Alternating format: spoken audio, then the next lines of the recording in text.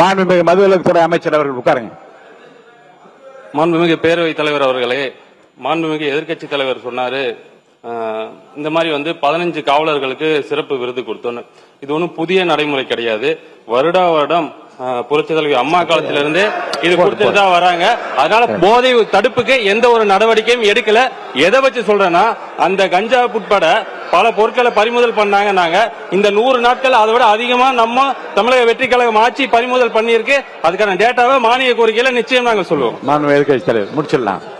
1 மணி நேரம் சொல்லுங்க. என்ன தவறான தகவலை இங்க பதிய வைக்கிறீங்க? இந்த திட்டத்தை கொண்டு வந்தது எங்களோட தலைவர் 2023ஆம் ஆண்டு தான் அறிமுகப்படுத்தப்பட்டது. எல்லாம் தெரிஞ்சுட்டு பேசுங்க. மாண்புமிகு உறுப்பினர் போதும். ஏறத்தாழ 1 மணி நேரம் இந்த பிரச்சனை எவ்வளவு முக்கியத்துவம் வாய்ந்தது என்பதற்காகவும் மாண்புமிகு உறுப்பினர் சொன்னாரு கேரளால இருந்து இது நிறைய சப்ளை ஆகுதுன்னு.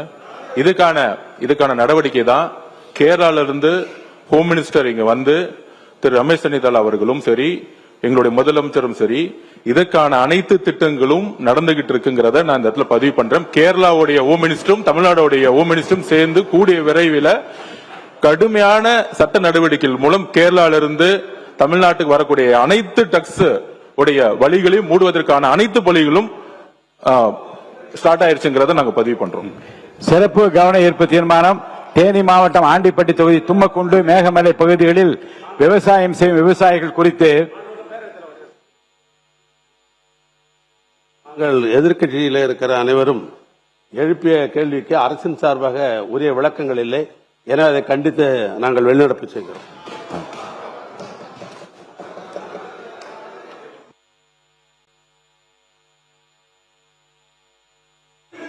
தேனி மாவட்டம் ஆண்டிப்பட்டி தொகுதி கொஞ்சம் சத்தம் போடாது இல்ல, போலாம். கொஞ்சம் அமைதியா போங்க.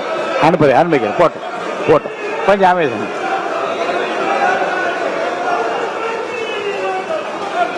கொஞ்சம் அமைதியா வெளியேறுங்க. அமைதியா வெளியேறுங்க. அமைதி வாங்க. அமைதி வாங்க.